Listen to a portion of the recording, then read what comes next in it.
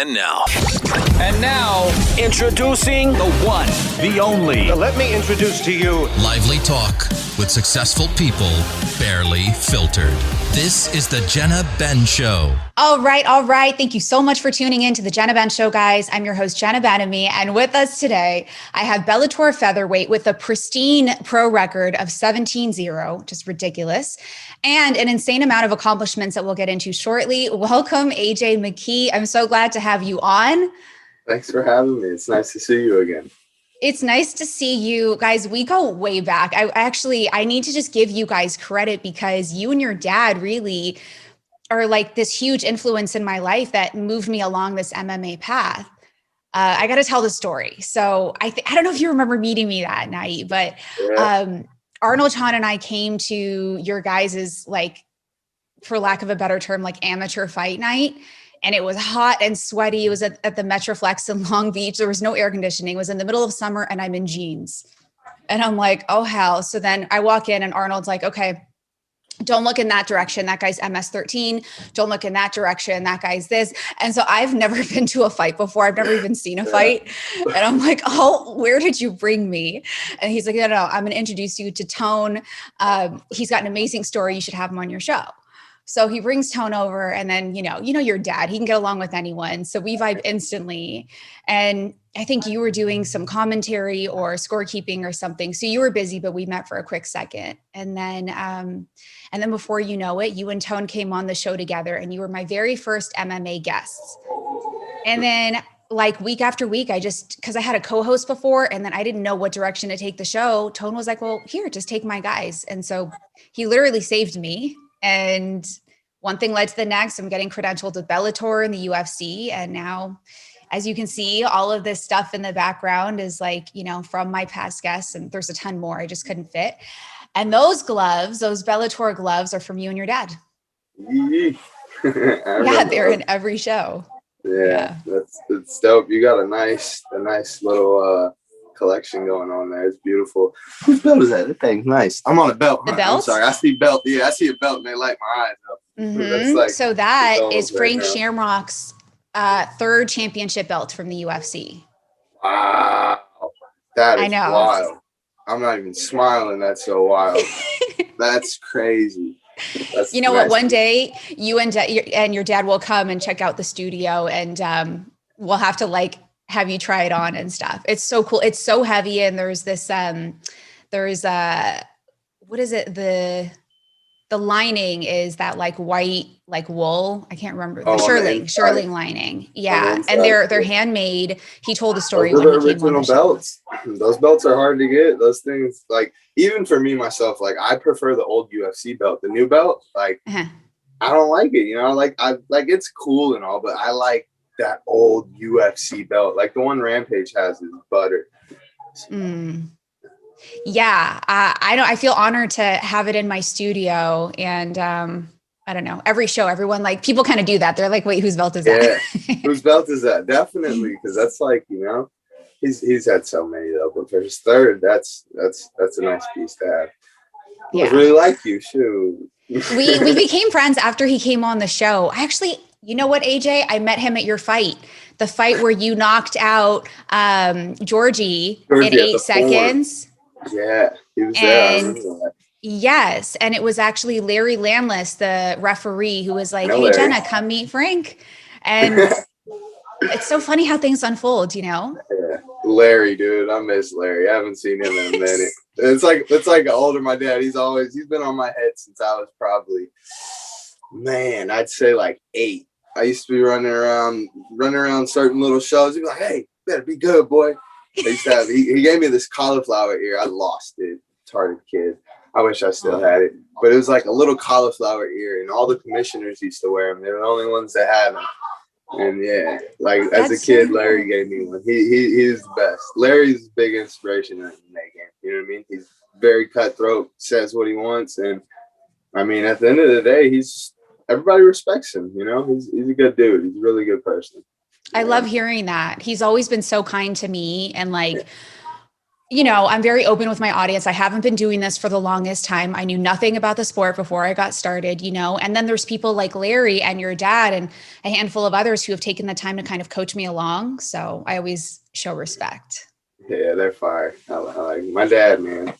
25 years with this man.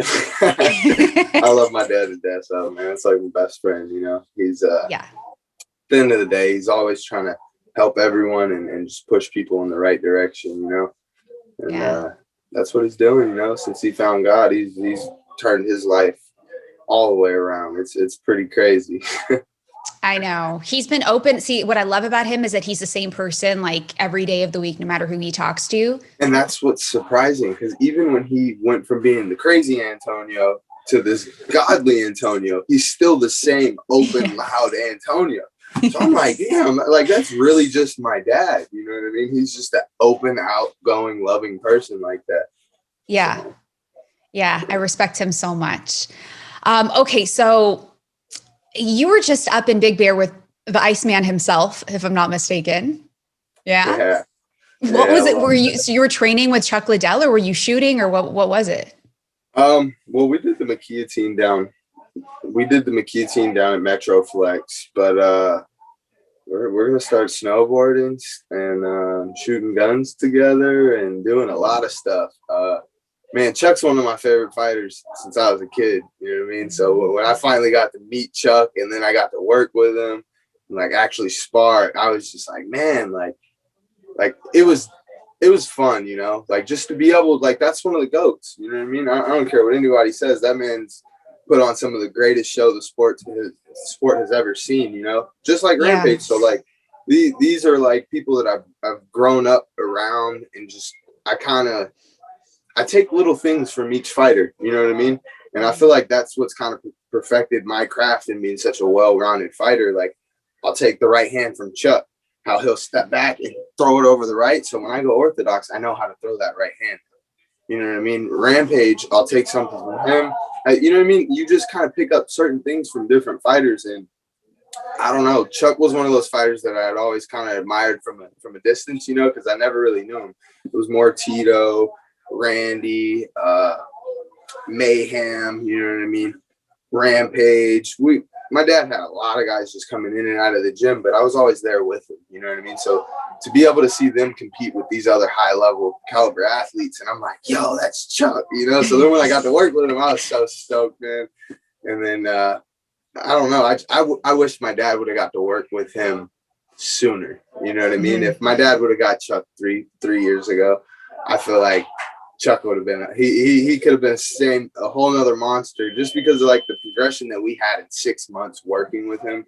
It was phenomenal to see it. You know what I mean? From his punch count to like just everything, you know what I mean? We had everything triple. Like he's just awesome, man. You know what I mean? Once a fighter, always a fighter. And that's why when I got to work with him for that last fight, I'm like, hell yeah, like, let's do it. Like, you know what I mean? But I love Chuck. Sometimes you just got to stop, you know? But that's the fighter in him. He's never going to want to stop. And that's why I respected him and I love him for that last fight. You know what I mean? He gave all his true fans, the true people that really wanted to see him come back for one more. You know what I mean? Like, your fans are always going to be, your fans are always going to be your fans. So I ran into him at, oh my God, you know what's funny? So Halloween, obviously not this year, the year before when things were still open, there was an SBE, some sort of culinary event at the Mondrian Hotel on Sunset. And then it was on Halloween. And so I had to go there, do like a quick appearance and then do an outfit change in my car and then head over to the Karma Halloween party, like in full, you know, sexy costume, whatever. And I saw him at both. It was so funny. I'm like, Chuck. Yeah. He's like, weren't you in something different before? I'm like, so you gotta come prepared, Chuck. You know this. Right? Okay, so I want to jump into your story. God, there's so much, you know. I feel blessed to have met you a couple years ago and then see you you're continuing to grow. You were always a badass. You know, at the time I met you, you were, you know, still undefeated 14. Now you're 17. You're like this force to be reckoned with. And I want to kind of run through your story and allow people to get to know you as AJ, the man behind the fighter, and then talk a little bit about some fight stuff. Okay. Okay, so you're 25 years old now, but anyone who knows Antonio McKee knows that a childhood with him has got to be interesting. So, You grow up fast. what were you like though? What was your personality like as a kid? Honestly, I was kind of the opposite. As a kid, I was a terror. How we call Mason the terror, I was AJ the terror. Mason was a little more extreme though.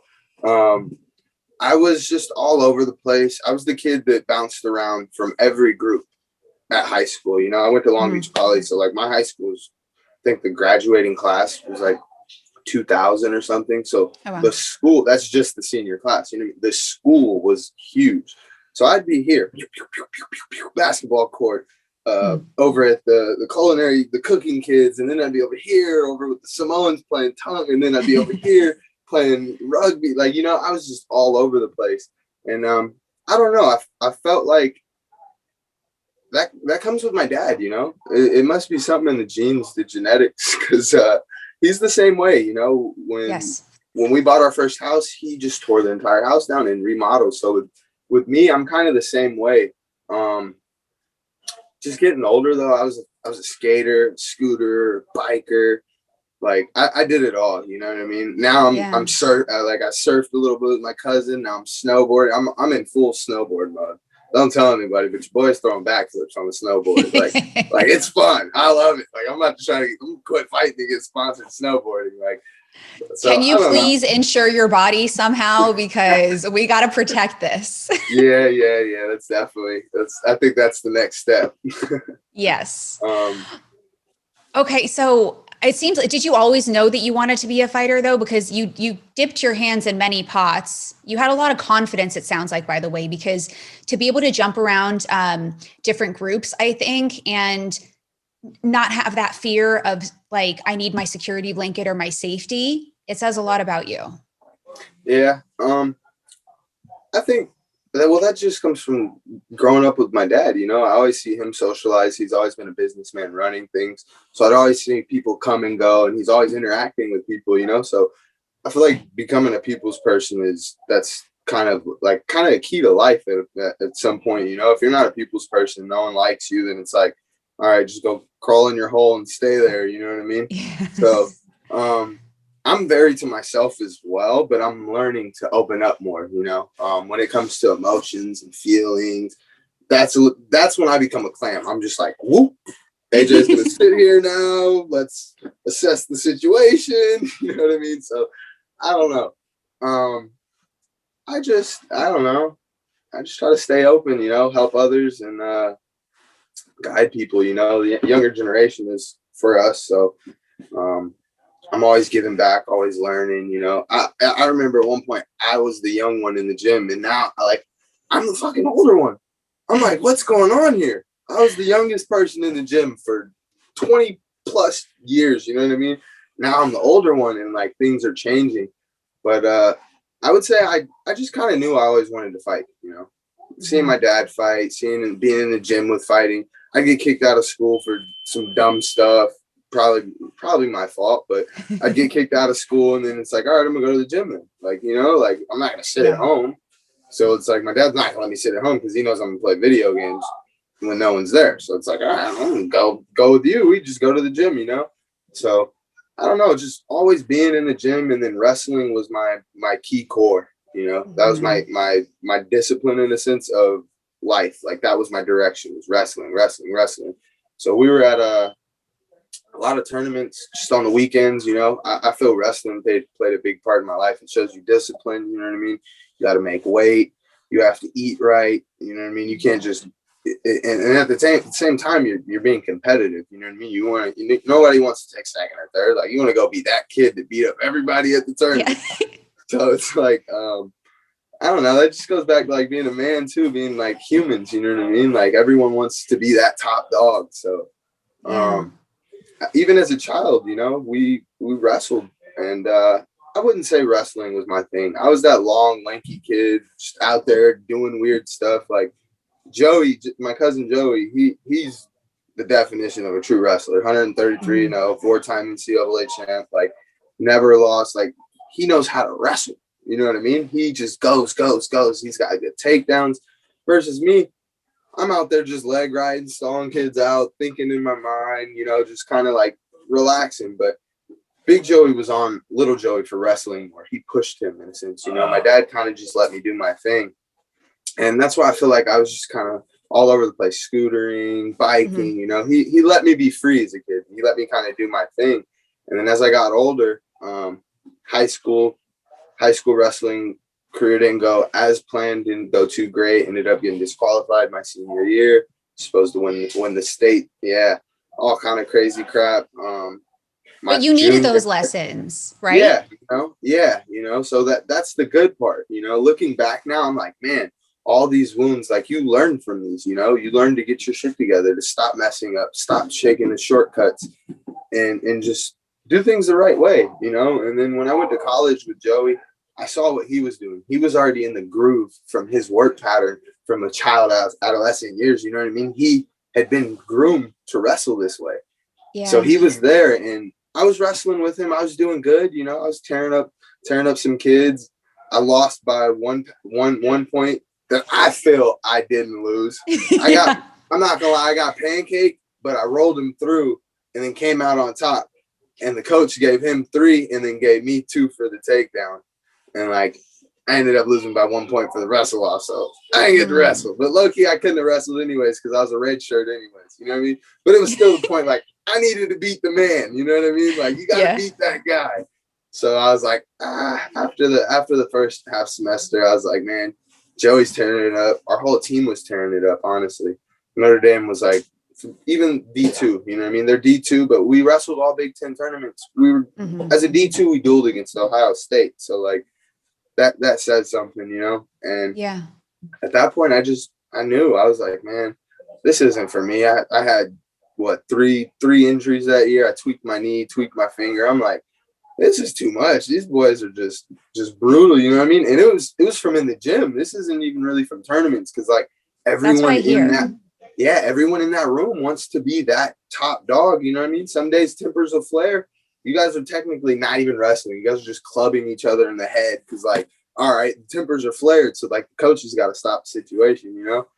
But after that, I was just like, man, college isn't for me. You know what I mean? School wasn't for me. I didn't like it. I'm like, this is pretty much just showing me structure, showing me a system of wake up, go to work, get your job done, like have your routine of life. You know what I mean? If not, you go the other route.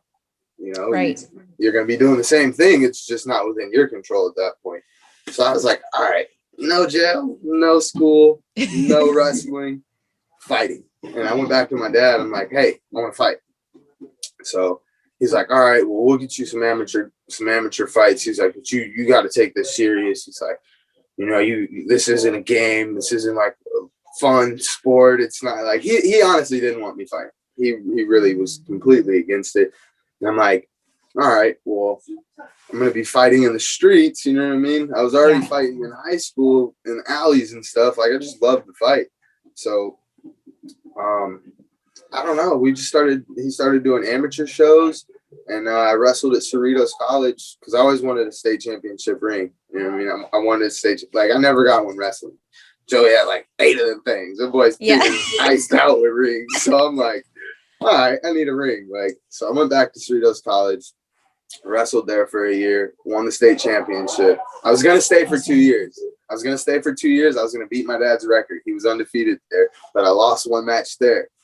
This was my learning experience on cutting weight and eating KFC after.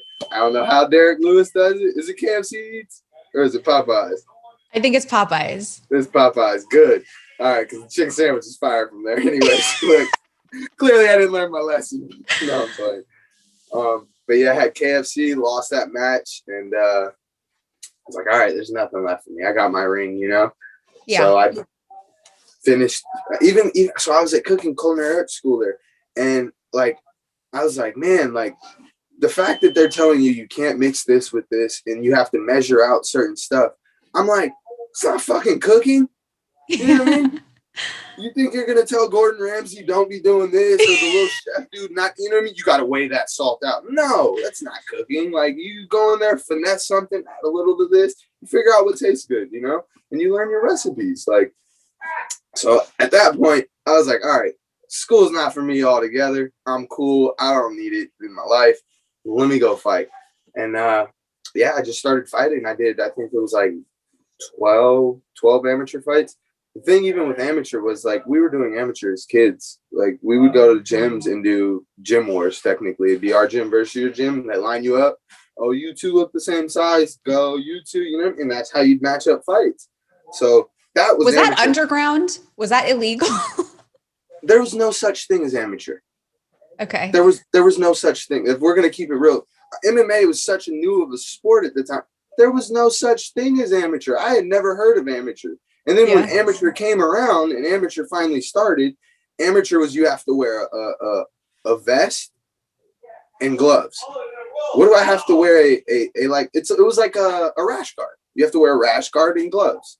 Okay. That my first amateur fight was in a rash guard and gloves. Then they start switching stuff up. That was when I was like 18, a week after my 18th birthday. Then they switched it up to, okay, you got to wear shin pads your first 3 fights. So it's like they're starting to learn, like, okay, can't let these kids keep kicking each other in the damn head. Let's put some pads on their legs, you know? So as the sport started to progress, amateur came along, and we hopped into the amateur career to build a little bit of record. But, I mean, from there, it was like, all right, let's fight, Dad. You know what I mean? Let's fight. Okay, you make it look so easy. Yeah. I just love it. My thought process is I got to get them out of there as fast as possible every time. Mm-hmm. Every time. You go for the quick finish. I noticed. I was like, I almost missed your 8-second knockout because I'm like just settling into my seat because I was backstage with you guys, you know, and then I'm like, it was so fast. And then I remember there was a discrepancy. Well, you were like, I did it in 7 seconds. They wouldn't give me the record, this and that, but I don't know. Something tells me you're going to go back and get that. I mean, maybe one day, we'll see. Hopefully it could be like a Aldo versus McGregor. I'm not Pitbull out like that in like 6 seconds. You already have so many. I actually want to go through, you have so many awards. So obviously 17-0 is like huge in itself, but you hold the record for most consecutive victories in Bellator history, most submission wins in Bellator featherweight history, most stoppage victories in Bellator history. And you're tied, I got to double check this, but I think you're still tied with Aaand Pico for second most knockout victories in Bellator featherweight history. Nice. And I wanted to get your opinion on this. So you sort of unanimously received the 2020 Submission of the Year award against Darrion Caldwell by like every major publication. I mean, It was MMA Junkie, MMA Fighting, MMA Mania, Combat Press, Cage Side, Jits Magazine. Like, what did that feel like to, at least from my perception, my perspective, that was your first major acknowledgement of like being this beast? Yeah, am I right or not? I mean, yeah, it was surreal, you know, just because like that's a move I've been doing since I was a kid. My dad, I used to do it in wrestling because I'd get an underhook and I try to just whip them over, you know what I mean, and put them on their back and then they're pinned. So I'd get stuck on my back a lot. My dad would get pissed off. Stop doing that fucking move. You know, I'm like, oh shit, it works sometimes. You know what I mean? But MMA it works every time. So right. It was just surreal, you know, something that he's put into me since I was a child. And you know what I mean? Something that I've been doing over and over and over, for it to get that much glory and recognition and like it to be my big breakthrough. Like it was a lot, you know. It was almost like fighting on the same card with my dad. You know, but that was probably my favorite moment of my career. Like I think that'll probably even be over winning the world title for me. That was the moment. That was so cool. I want to say that was the first Bellator fight I covered. And it was you, Tone, and Ava Knight who had been on my show already. So I was like, all right, you're Team Jenna now, you know? So, and you guys all won. And it was really nice to see. It was a good night. Yeah. Yeah. So, okay.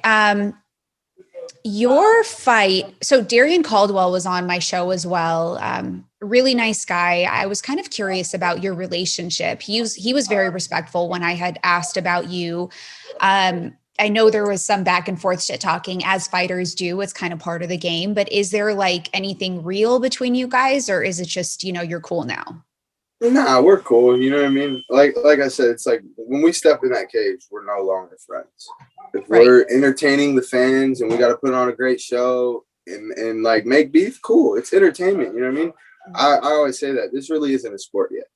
When it's a sport, it'll be different. Right now, it's entertainment. So we got to do our job in a sense. You know what I mean? We got to get the fans intrigued. We got to get them pumped up. I mean, there's $1 million on the line. Yeah, there's going to be some shit talking. You know what I mean? Yeah, you still my boy, but let's talk some shit. I'm going to test you. Like, we got to do that. You know what I mean? I even after the fight, I talked to him, his father, his mother. Like, you know what I mean? Like, everybody's real cool. Like, you know what I mean? There's no real beef. And if there is some real beef, you know what I mean? Like that, those are usually other fights. But like, I don't know. You can tell when there's real beef. But like, for us, like we follow each other before we fight. That's clear indication. There's no real beef, people. You know what I mean? Wait, so, and if I'm not mistaken, I think Tone said that you guys actually trained together, or maybe Tone trained him. There was some history before you fought. Well, yeah, I saw him. Well, we didn't train together because we knew we may have been fighting each other. Actually, no shit, we did. He actually came to Bodyshop one time. Yeah. I forgot about this. See what I mean? Everybody comes to our gym. Yeah, he came in. That was when Bubba was with us.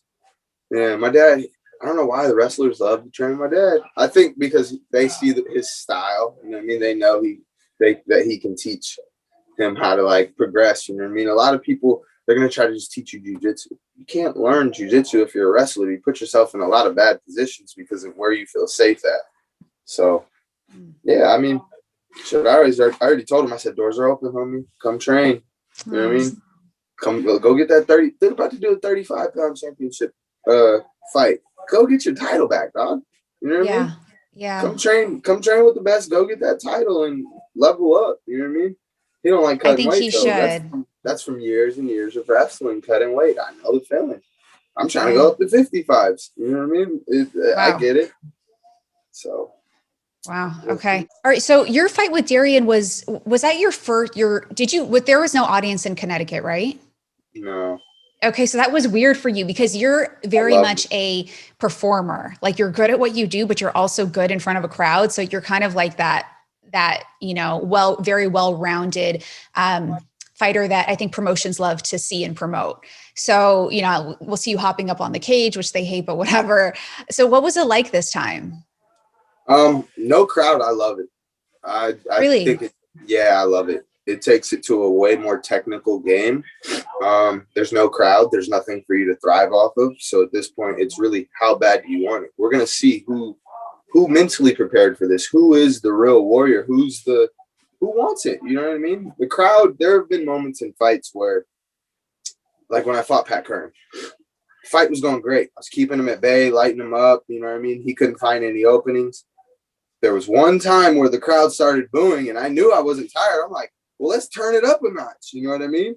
So I wanted to do that. And then I leaned a little bit after I threw a left hand and I saw him like clinch up to throw a right hand. I was like, oh, I said, no. I'm like, go back and stand long and play your range. You know what I mean? Don't let the crowd get to you. So it can play out on both ends, so, but I think having no crowd it's a lot better for the coaches, for the athletes, you know what I mean? Because now it's like you're aware to what not only your corner is saying, what his corner is saying. He's also aware of what your corner is saying, you know what I mean? It becomes like a real game of chess. And I'm all about chess, not checkers. So I was wondering about whether I see you as such an independent spirit. Like, you have your dad, and your dad is, he kind of steals the show when he walks into a room. He's so charismatic and he's like, everyone knows he's there, right? But you have a way of making your presence known without blasting your energy, and so. I don't know. It's so weird because I think it comes to a lot of like the way that I am. As soon as I walk in the room, I'm analyzing everything that's going on. I want to see who's here, what's going on, who's doing what. You know what I mean? That's just me. And I get that from my dad because he does the same thing, but he's going to walk up to you and do it. He's like, hey, how you doing? My name's Antonio. You know what I mean? I'm not doing that. I'm going to stand in the corner, kind of scope everything out, see who's comfortable, who's not comfortable. You know what I mean? It's like you said, I'm a little more to myself, but at the same time, yeah, I once I'm comfortable, I tend to open up a little bit, but for the most part, I stay to myself. I don't know why. I think that's because of seeing my dad and how he is. I just naturally gravitate to being myself. I'm like, all right, he's gonna go do him. So it's like I'm gonna just chill, you know what I mean? Enjoy the show. Because he's kind of. He takes the pressure off. Yeah. Yeah, he takes the pressure off of me. He's literally the show. Okay, but now when you're the star in that cage, I'm curious about how much you rely on your corner. Because I know your dad is like, I remember being back in your dressing room, that first fight, and you had to decide, you had just won and you had to decide who you wanted to fight next. And I remember you being like, where's my dad? Who do I choose? Like you wanted him to weigh in on that decision with you. And maybe that doesn't seem like a big thing to you, but to me, it was such a sign of respect. Like, yo, we're in this together. So I'm curious now, when you're in that cage, it's kind of hard. Obviously, I've never fought before, but any feedback you got from your corner is going to be a second or so delayed. And it's really up to you to decide whether you're going to execute what they say or not. So how do you feel about it? It's called trust. It's called trust. You got to trust your corner. You got to trust your teammates. You got to trust the work, the process that's been put in, the duration of this camp, that now when it's time to go in there, when you can't see something, they're seeing something. You know what I mean? It's all about the angles. So I'm looking at this direction. They're looking at this direction or this direction. You know what I mean? They're seeing different openings than me. So you got to take in what they're saying and process it, you know what I mean, while still keeping your guard up. And that's why I think no crowd is fucking amazing. Because for me, I'm already good at watching, figuring things out. So if you're telling me that you're seeing something, all right, cool. You see it. Let me try to continue doing what I'm doing so I don't show that I'm listening to them and seeing the opening. You know what I mean? So like I said, it's chess. You got to weigh out all options in there. But at the end of the day, you got to be able to pull that trigger. Because if you don't pull that trigger, it'll be a bad night. I always wonder, what is that? Like, what causes that hesitation in the cage? You know, when you see the guys kind of dancing around and nobody's going for it, what do you think that is? I mean, it could be them trying to pull their thoughts together. They could be tired. It could be, I got hit with something. I don't know where I'm at. I mean, there's been fights where my dad told me, he said he got hit in the first and woke up in the third. No. Wow. What do you mean you got hit in the first and woke up in the third? What the hell happened the whole first and second round? You know what I mean? And he's like, well, I woke up and I asked him, I said, what round we in? He said the third. He's like, well, who's winning? They said, you are. He's like, well, what am I doing? They're like, I don't know, keep doing it. And they pushed him out. I'm like, man. But like that's part of the fight game, you know? You have to, I don't know, that's just big preparation, you know? That's where I think you just got to want it, you know? It's like people are really in there fighting for their life, you know? Mm-hmm. Just because we're in there fighting and we're professional fighters, we're good at what we're doing. Like, you got to think of it as like gladiator Roman days. We're fighting for our life, you know? At the end of the day, the better we fight, the more we get paid. The more our skills are acknowledged, the more people respect us, the more people are open to seeing who we are, how we are, inside and outside of the cage. Mm-hmm. So, yeah. And you're really experiencing that now. I feel like with every win, you get more exposure and more opportunity presents itself. Before I get into kind of where you're heading, I want to ask about this this $1 million tournament you're in. And so it's a little bit different. You know, my focus has been the UFC. And so educate me and the audience on this whole Bellator $1 million tournament and where you're at in it. Well, for many years, Scott previously, before Bellator, he was a big tournament guy. He likes the tournament. I like the tournaments. My favorite thing is when they used to do the tournaments back in the day, Pride days and stuff. You know what I mean? They'd do a whole tournament in one night. Yeah, that's how you do a tournament, baby. You know what I mean? So now it's becoming more of a sport. They're not able to do things like that anymore because of the trauma and the problems the fighters are having.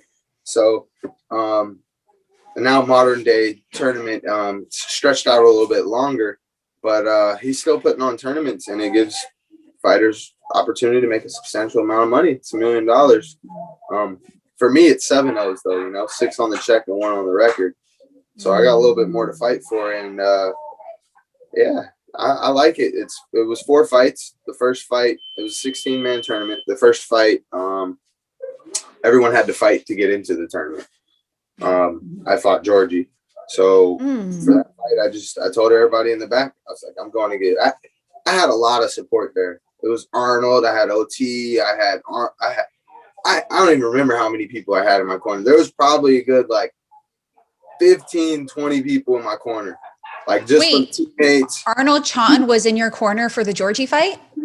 I mean, he wasn't in my corner, but he was definitely in the back. He was part of your preparation. Yeah. Okay. I had a lot of people back there. You know what I mean? Hoist came by, OT. Who else? There were a lot of people that stopped by. I just kept seeing people come by. And then, some of them were staying. And then, by the end of the warm-up, there's a good, 15, 20 people in my room. I was like, damn. I'm like, yeah. I'm like, it's going down. So, yeah, I was like, man, I'm going to go make an example out of 𝘥𝘭𝘭𝘎. And I wanted the fastest knockout. I don't know why. I wanted it. You know what I mean? And I went out there and I almost got it. I feel like I got it. Yeah. I think it was Frank. Frank Trigg was the ref. Was he? I'll have to double check. I know Frank. Yeah, I think it was. I think he was in awe at how fast it happened too. Because I was. I'm not gonna lie. When I hit him, I was like, "Oh shit, he's down." You know what I mean? I was like, "It's over." Yeah. So Frank was like, "Well, I don't know. It was a good fight, but yeah, yeah, that was fun." And then the second fight, we all got to pick. This is the part I didn't like though. I'm not gonna lie, I didn't like this part. Patricio got to pick where he got to go because he's champ. I remember that. He got the veto. I know his pussy ass was going to go to the opposite side of the bracket. I'm like, you big weenie. I mean, strategically, smart move, my man. So I can't be mad at him, but I'm still mad at him, Right. And yeah, so we all picked. I was so nervous when they handed out all the cards. I was shitting bricks. I was like, I want number 3, number 4, so I could see where I'd get to go in the bracket. And I ended up getting number 1, and I'm like, yeah, you're number 1, dog. Remember that. That's your number. Wow. Don't forget that. So I ended up picking. I went over, spoke with my dad. I'm like, hey, what do you think? I was like, I'm trying to get back in there ASAP. He's like, yeah, sounds good. We went December. Compo stood up, and I knew we had a fight. And wow, you guys are such a powerful team. So now, is it 4 fights total, and you've already done 3? Right, because it's been 3, and then your most recent one was in Connecticut, no audience, and that was in December of 2019, I think. Oh no, 2020. 2020. Yeah, it just passed. December was Hawaii, 2019. That was when I tore my knee. Right. Okay. Are you all healed up? Oh yeah, I'm snowboarding. That's right. That's right. I love it. Okay. So here we are now. Where does it go from here in terms of what do you need to do? You have to win 1 more fight to get that $1 million, and it's between you and who? So April 2nd, Patricio Pitbull is fighting Emmanuel Sanchez. They'll be in, whoever wins that will proceed to finals with me.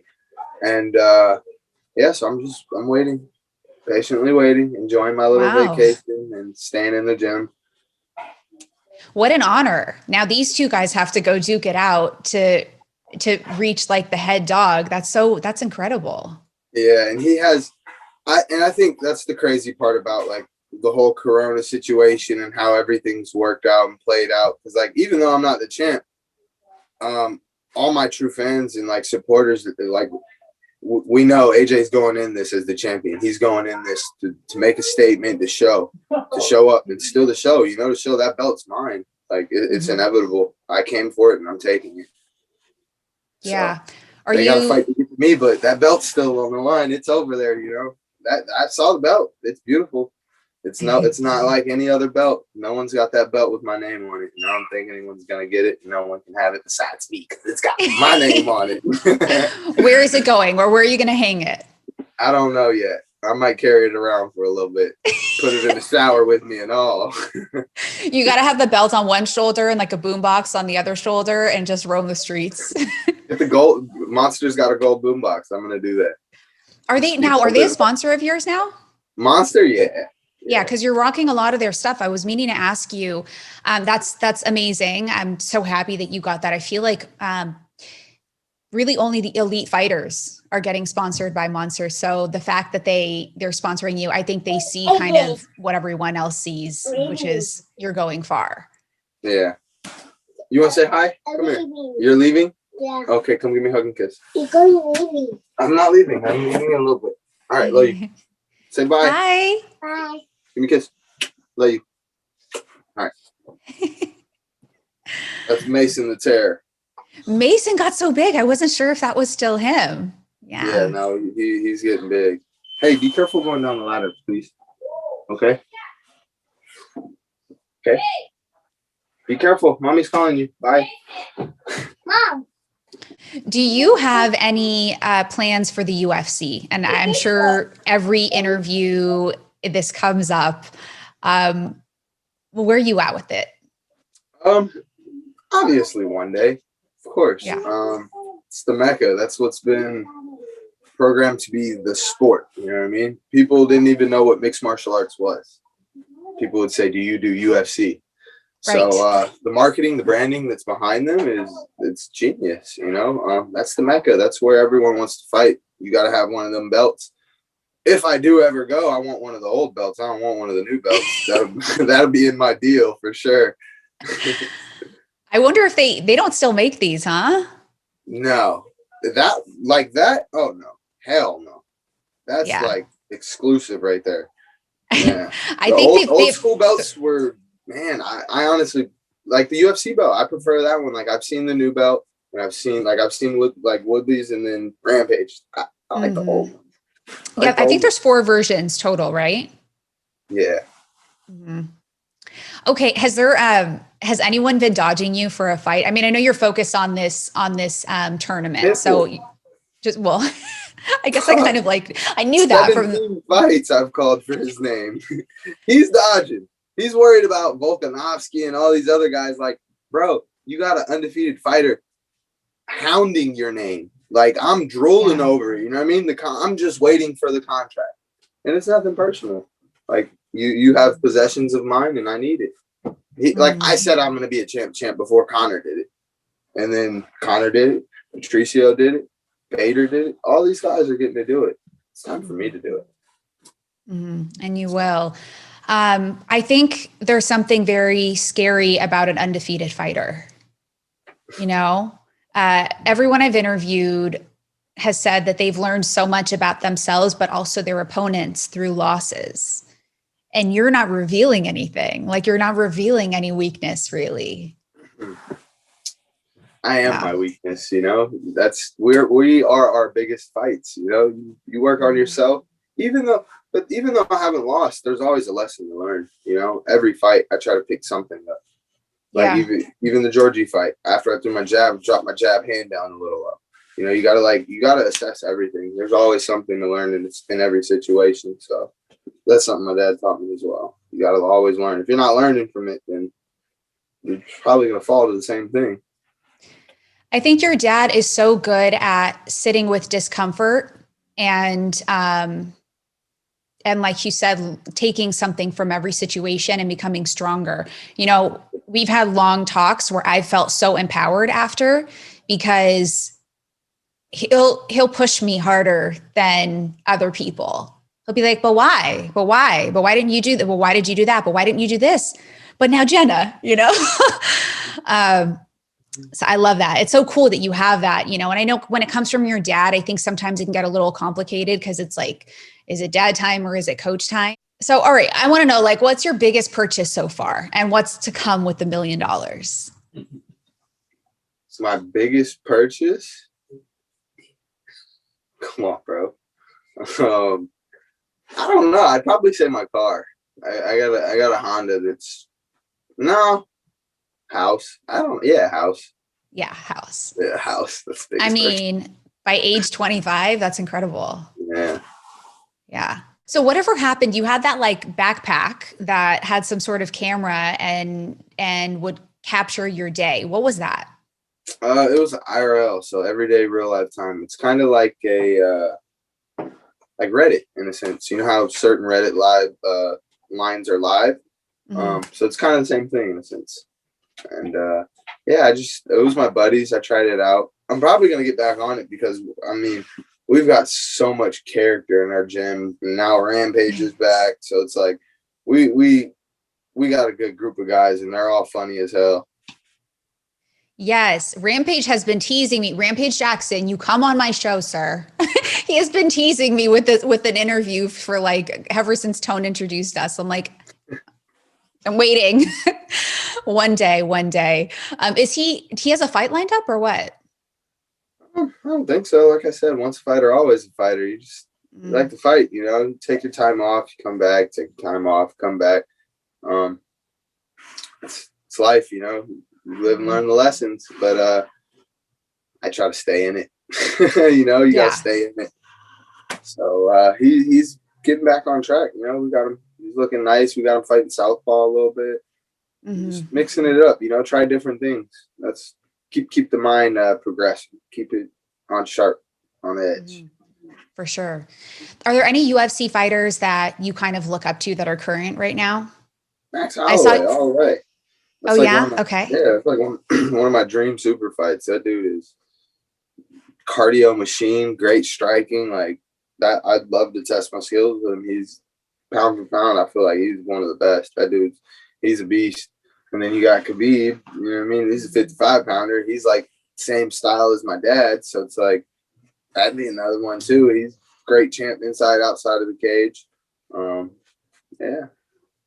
I saw your post for Khabib, you know, when his father had passed, and I felt your words. And in that post, you had referenced the public not knowing what's going on behind the scenes in a fighter's personal life.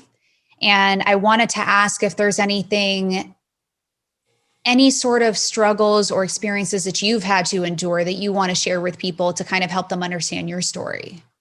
I mean, hell yeah, there's always stuff going on. You know what I mean? I got family in a mental hospital right now. Wow.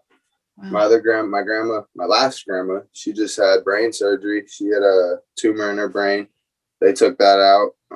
She's kind of messed up from the surgery. My ex-stepmom, so my little sister's mom, she just had breast cancer, so she had her surgery. Wow. Yeah, there's just always things going on in life, you know. You just got to try to stay positive, stay prayed up, and stay focused, you know. There's always ups and downs, you know. You just got to try to look at things on the brighter side, stay prayed up. Yeah, it's such a good perspective for us because we see you guys as fighters. So we think, well, all you have to do is eat well, train, get some rest, and that's your life. But then it's like, wait a minute, you're still human. There's still other stuff that happens. Yeah, bills got to get paid. Families got to be taken care of and so forth, you know. It's life.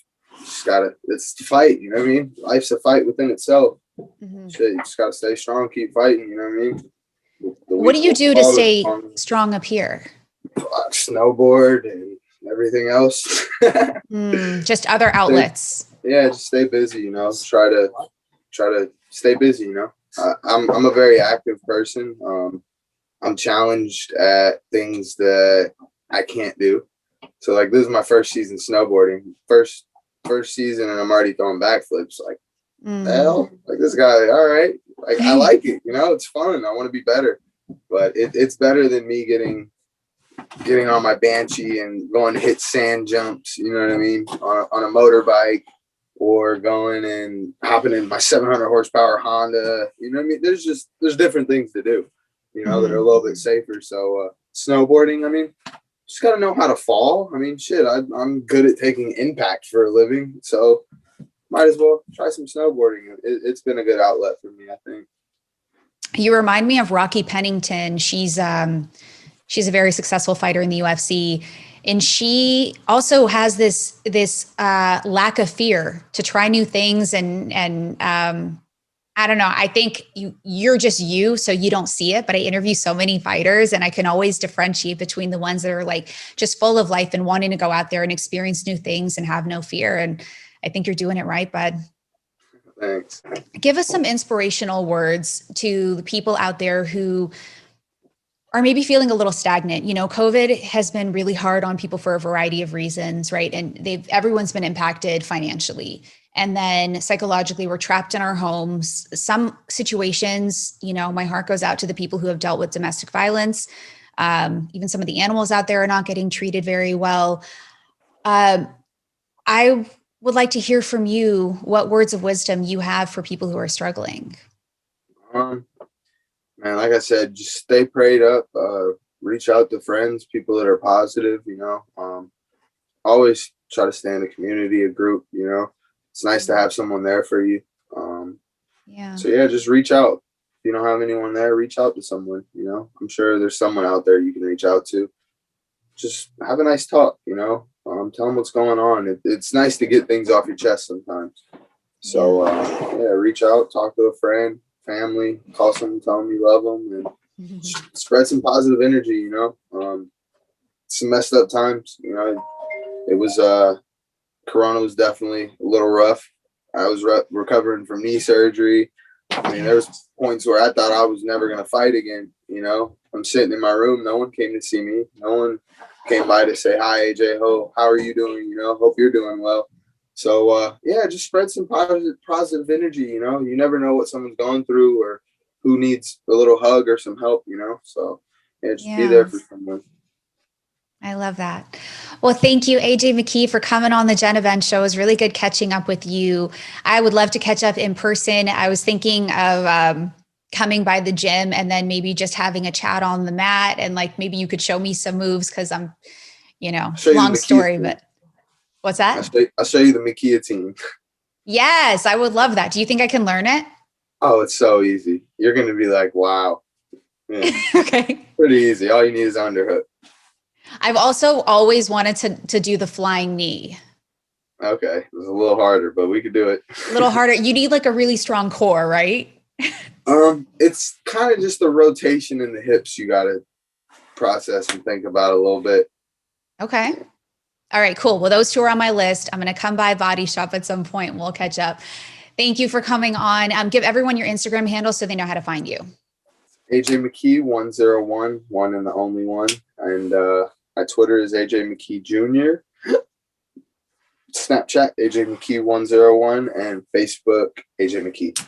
Check me out. Thanks for having me, Jenna. And God bless you all. Hope you guys have a wonderful day, a wonderful week, and a wonderful year. Awesome. Well, you guys can find me at the Jenna Ben Show on Instagram and on YouTube.